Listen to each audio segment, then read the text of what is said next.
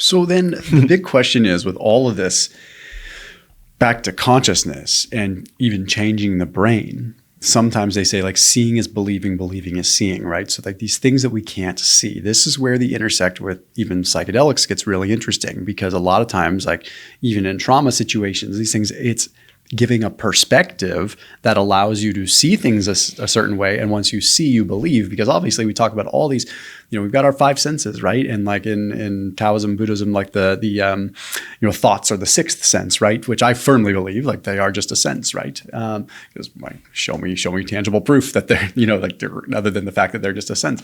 But there's probably millions or billions more, right? Who knows? Maybe trillions, right? And thing is that when you become, so you hear these stories of people, like hearing colors or things like, right? Like, because they're now different things are parts of the brain are talking. There's all this stuff that I definitely want to get into a little bit more, like how that works. But that's where, from a treatment perspective, it's kind of interesting, because it's just the simply seeing is believing. People are seeing, they see a different angle, they see a different perspective. Perhaps they even see or experience a different sense, right? That they can't put into words. And it changes their perspective to where it's liberating into their conscious life, because now they're like, I have some freedom from this, or I see it a different way where I'm not triggered by it anymore. But what is happening? We don't need to go into like any particular compound right away, but like what is happening to like sort of consciousness and possibly even these energetic sort of fields? The experience of watching your brain in its normal state, as we mentioned before, that's the act of meditation. That's kind of like developing the metacognitive muscle that produces its own level of insight, okay? So that's under normal circumstances, right? Well, there's something, I think, very neurologically super duper interesting that happens, has been shown. Robin Carhart Harris's work at UCSF now can show that what happens to the brain when psychedelic compounds are introduced, right? Because what you get is you start to see this massive change in the degree of brain networks or brain regions talking to each other that weren't talking before. Right. So if it's a chorus, right, and let's say there are like 12 connections, 12 conversations kind of going on under normal circumstances, under the normal stream of consciousness, right, that you're watching and all that, right. I think this research was done with psilocybin, where it shows a massive increase in brain networks, different brain regions talking to each other. It's almost like the kind of tight chorus becomes the kind of like loud din at a party where there's lots of different conversations going on, right? And so in order to do that, right, obviously there's like neurochemical changes that are happening. It's sort of like momentarily induced neuroflexibility, neuroplasticity. But in these experiences, right, the observer is changed, but is still present, right? So you're able to watch and observe a very different stream than you would be if you were sitting in Zazen doing meditation, right? The whole content of the movie changed. And so there's novel patterns happening. There's novel ideas happening. There's novel conversations that have never happened. Similar to throwing a big dinner party with a whole 10 times the number of people you would usually have over to dinner. Yeah, or very new people. And you'd have a bunch of new people who've never met each other, and now they're talking. Yeah. And if you can imagine that continue that metaphor, that's probably a really interesting conversation to just eavesdrop on and pick up on, right? And so then you realize like that's you talking to you.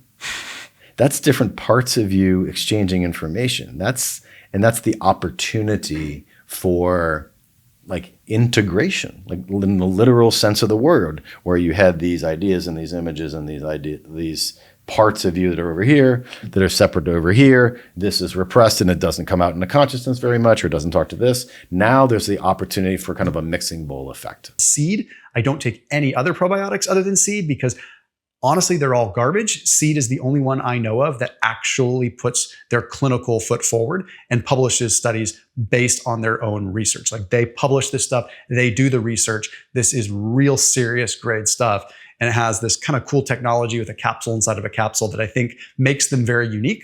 So personal testimony, I've noticed a huge difference with it.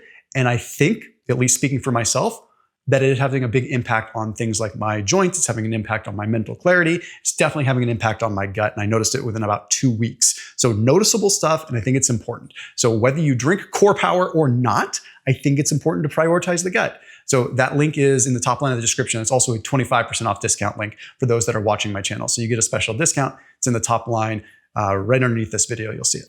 There, and that's, can be fun, can be interesting, can be enlightening, but it could also be very therapeutic, especially when you start to look at the data around depression, you start to look at the data around, even PTSD. You're starting to see that this reorganization has interesting value. And it's not just about inducing neuroplasticity afterwards, right? That's helpful, right? It's not just like this epiphenomenon that happens while you're scrambling your brain and you see interesting things and have interesting experiences, but the real thing is afterwards. It's not that, right? Why? Because when people rate how much of an ego dissolution, when people rate how much of a mystical experience they had on the mystical experience questionnaire, I think that's literally the name of it, right? How high they rate that, how much ego dissolution they had, how much of a sense of perspective, how much of a sense of kind of like oneness of consciousness. The more that component existed in the experience, the greater the therapeutic benefit. Okay, so there's something about the degree of shuffling and the experience of that shuffling that is very important and therapeutic for changing the brain. Wow. And so then it gets into a question of, okay, what is the what's the right set? What's the right setting? What's the right way to facilitate that? What's the right doses? What's the right,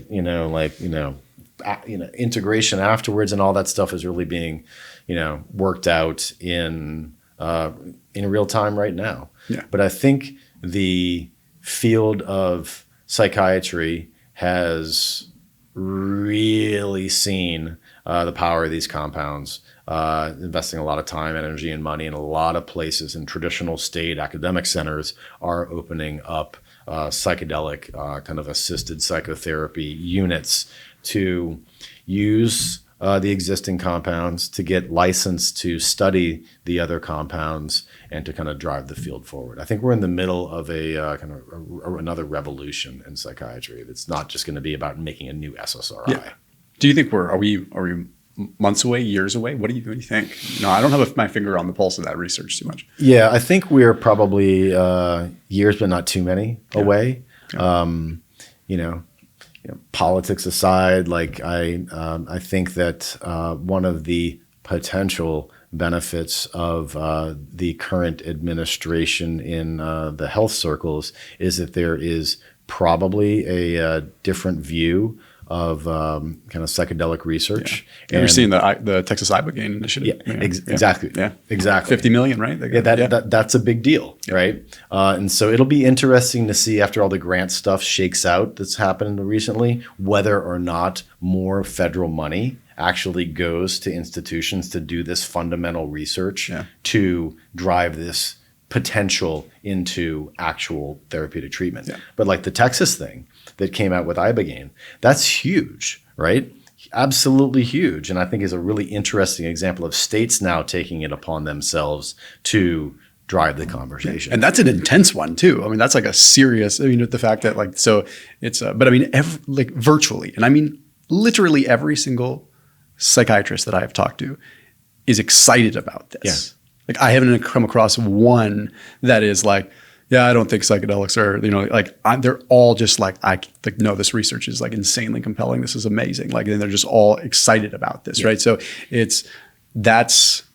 I think there's some really big stuff there. And, here in California, we say a lot of ketamine. Ketamine's used a lot in this particular case. Does ketamine work a little bit different? I have experience with ketamine treatment for some trauma when I was a kid, and it was life-changing for me, absolutely life-changing. But that works in a different way, like that, or maybe it doesn't. But I know it's shutting off your default mode network, so it's kind of like turning off a little bit of that chatter. Yeah. But is it, from a psychedelic sense, is it still working along some of these other pathways or regions of the brain are communicating, or is it just shutting down that DMN so you're able to work through your own crap? So I've had the pleasure of experiencing ketamine-assisted psychotherapy training through an organization called Prati, and it was in Colorado. It was really good, and they're great human beings. And there is more.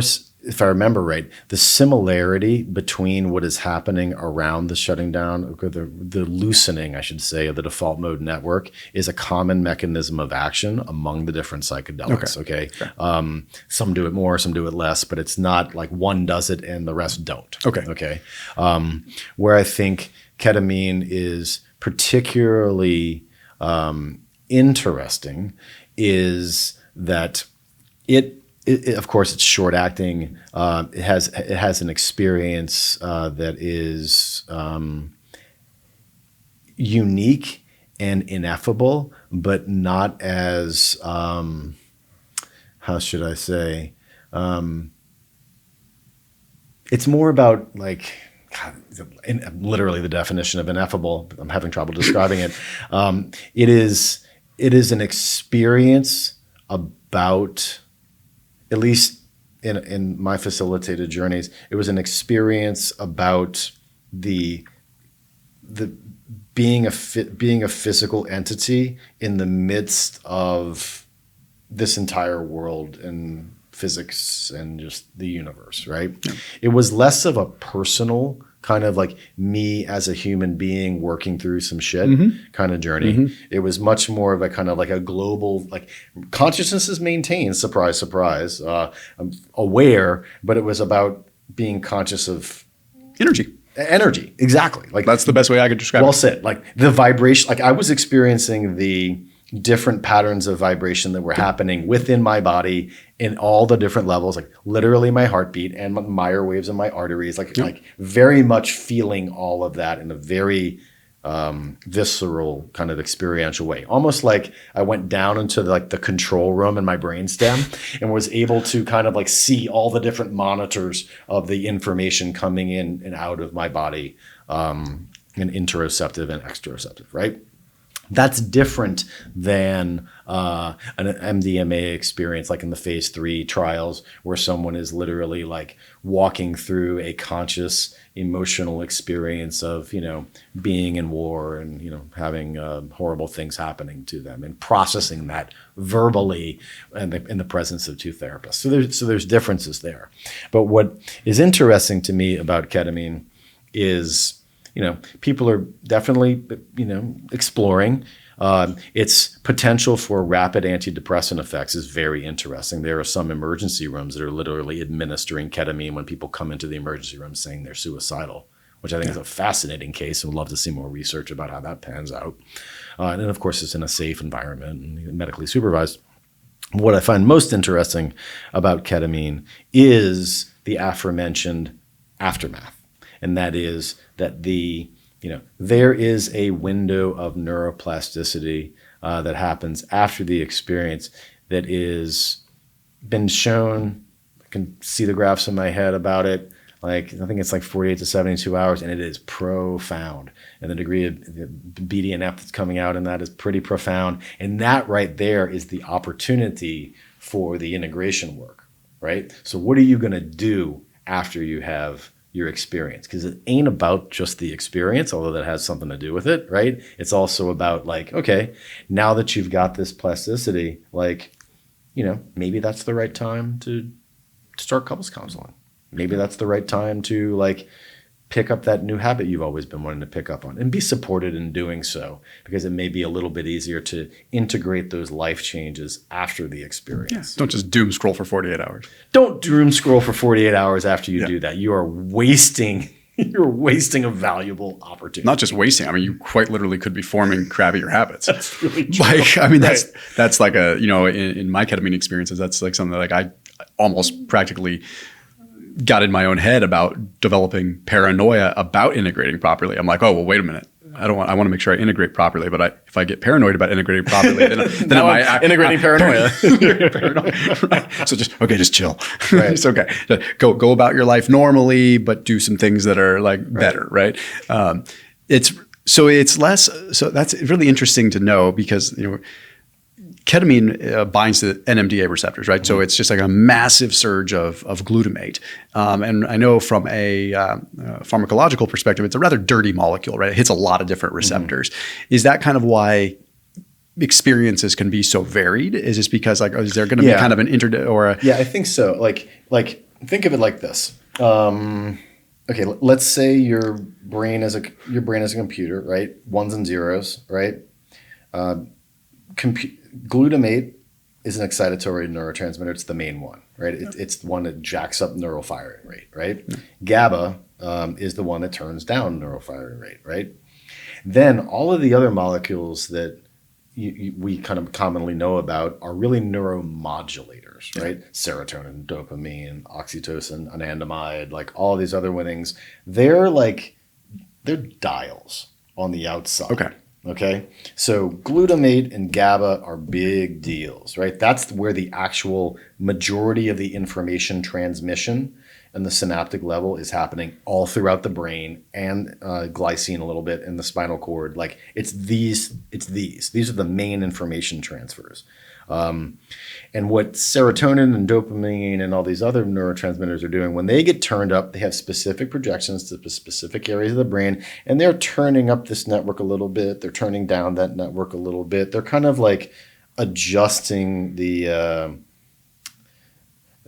this is like an old school television metaphor, but for those of us who grew up in like wired antennas, right? Mm-hmm. They're not changing the channels, right? They're turning up the tint, or they're changing it a little bit around the sides, right? Because they're changing the flavor. Well, like an audio equalizer, right? You've got the master volume, and then you're adjusting the treble a little bit. You're just right. Yeah. Well said, exactly. Yeah. But like glutamate and GABA are the actual like information. That's the currency of the brain, right? So ketamine is very different from the serotonergic, 5-HT2 serotonergic type ones like LSD and even psilocybin and all that, and that it is changing the main excitatory neurotransmitter in the brain. And so, again, I'd have to verify this with research, but what I suspect is that you're basically more susceptible to that being modulated in the areas where you have a lot more of that going on, i.e. the cortex, right? And I think and that's why it's used as an anesthetic, right? So the point of an anesthetic is to basically like modify consciousness enough so that it can cut people open, right?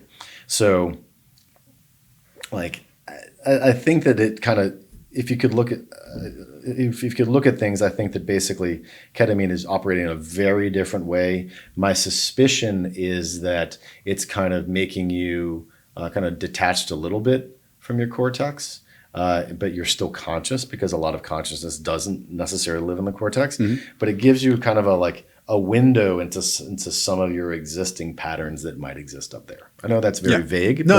And it lines neurological-ish. Because it's like the more inward you are capable of going, like sort of naturally or from your own experiences, like probably the more you get out of it, right? Because you could just it's one of those where it's you could probably just go and just have a body high experience, right? Or you could go and like, okay, if you know how to just let go and go inward, then you're just going to kind of like collapse into yourself with it, right?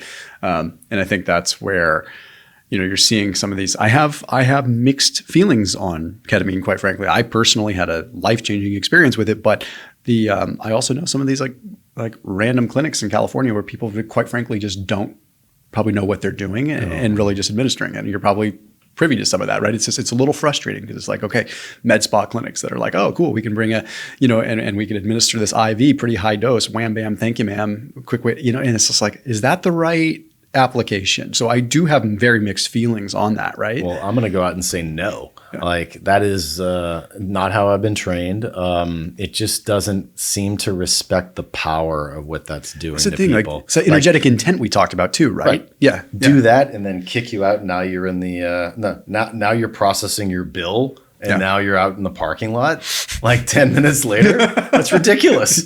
Yeah. Right? And I don't, hopefully it's not that bad, but you're seeing them pop up like a lot, right? Where it's just like, okay, like I get it. But it's at the same time, like I someone that's had personal experience with it, like there's, trained medical professionals that knew what they were doing and sat with me and were with me and worked on integration with me. Right. And it's like, it was a very like white glove experience in that sense. Like it was like handheld through integration and I wouldn't have done it any other way. Right. But it's especially, and I hope that people that are watching and listening to this, like take that, right? Because I think that there is some serious merit to this. And I can give personal testimony to it, but it's like, I also feel like, particularly with ketamine, it's like that integration is so important. I don't have a world of experience with the other ones, with other compounds, but I'm increasingly fascinated by it. And I am curious while we're talking about this, and we'll wrap up here soon, but like, how does like a 5-H2A or 5-H2A receptor, like, are they, well, first of all, correct me if I'm wrong, but it's like most of them are like, they are increasing the receptor, not necessarily increasing, like with the excitation of MDMA, which is like just flooding serotonin, right? Like psilocybin, LSD, those are increasing the receptibility to the 5-H2A receptor, right? I might have it wrong. I might have it wrong too. Okay. Again, I am not a psychedelic psychiatrist. I don't use or like prescribe these compounds, so I'm pulling on some old information here. But I believe that the way like LSD, for example, works is to actively, selectively bind and kind of fix in place the serotonergic 2A receptor and then stop it from changing. Right? Okay. I can't remember if it turns it on or it turns it off, but it basically locks it into a position. Okay, and it's a particularly kind of powerful molecule because it doesn't have to stick around to do that to the receptor. Okay, it can do that to the receptor and then change the conformation of that receptor and then bounce to another receptor and change its conformation and bouncing around. Okay. So that's why you can have like freaking micrograms of the stuff and have it affect consciousness. Yeah. Right. And again, that's a very like, you're like, yes, serotonin is a neuromodulator, but you're really modulating that neuromodulator. Yeah, by affecting it in that way, and so that's why I think LSD and derivative compounds are very interesting pharmacologically because they're not just like sitting there in the docking station and preventing things from happening. Yeah, does psilocybin work in a similar fashion, or is this psilocybin? I don't actually know the answer to that question. Yeah, that's interesting, man. No, it's a fascinating world of research, and I think it's who knows where the world is going to take us with it, right? It's just, I'm glad to see that things are still getting, I'm glad to see that there's content that's able to go out there now, right? Like I'm glad to see Huberman talking about it. I'm glad to see because I feel like, it's even like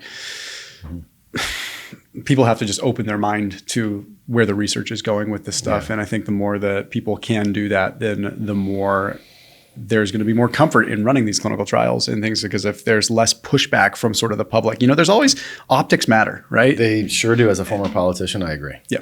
Optics are extremely important. And if the optics on it are just like, oh no, this is for burnout hippies, this is not good, this is a problem, this is a drug, then, but I'm seeing the optics changing. I'm seeing the perspective. And I think that's going to give more of a, hey, it's fair game to test this stuff, right? I absolutely echo that. I think the optics are definitely changing, and I give a massive shout out to the veteran community for helping really lead that charge. Yes, right? Agreed. The Ibogaine stuff down in Mexico. I forget his name, but the public affairs guy at MAPS who is a veteran. Because the reality is, like, who's going to tell those guys no?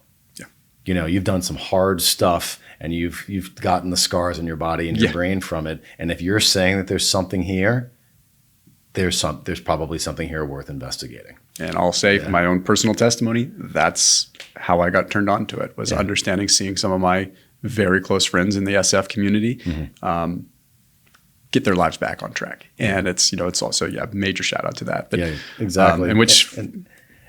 And then one last thought, because I can't help not nerding out on this, right? So there's a concept called brain entropy, okay?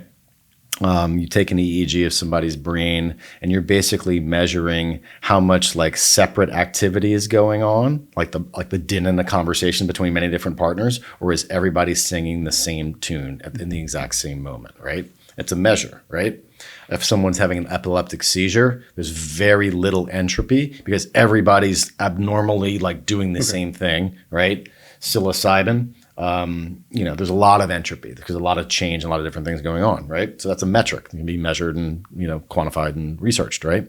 What's interesting is that there is both changes in brain entropy from psychedelics, okay? Not just in the state, but also thereafter, but also in meditation, in the state and thereafter. So I think it's very interesting that these two things, they were both affecting the brain, but they're both kind of they're both serving as very different conductors of the orchestra, and it can lead it into very similar states.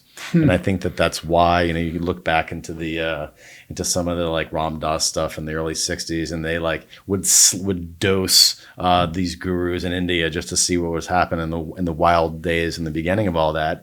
And these gurus, they would like go on with their day and they just like teach and, serve food and whatever. They come up to them afterwards, like, what happened? Like, they're like, yeah, I know that you gave me medicine, but it's nothing I haven't seen before. Ooh, nah. Favorite Ram Dass quote is, if you think you're enlightened, spend, a month or 2 weeks with your family or something like that. Well said. Anyway, man, I'll link out to everything down below.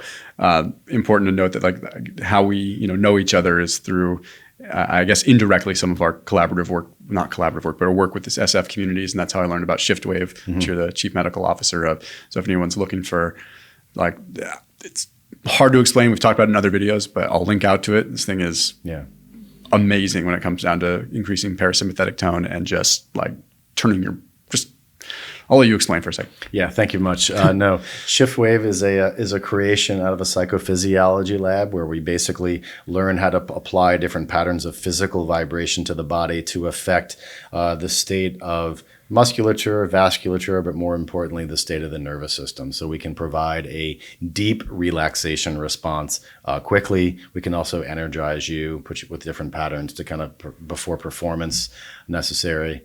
And we've gotten a lot of interesting traction from professional sports. The Department of Defense is now showing both purchasing our equipment, but also providing some research grants.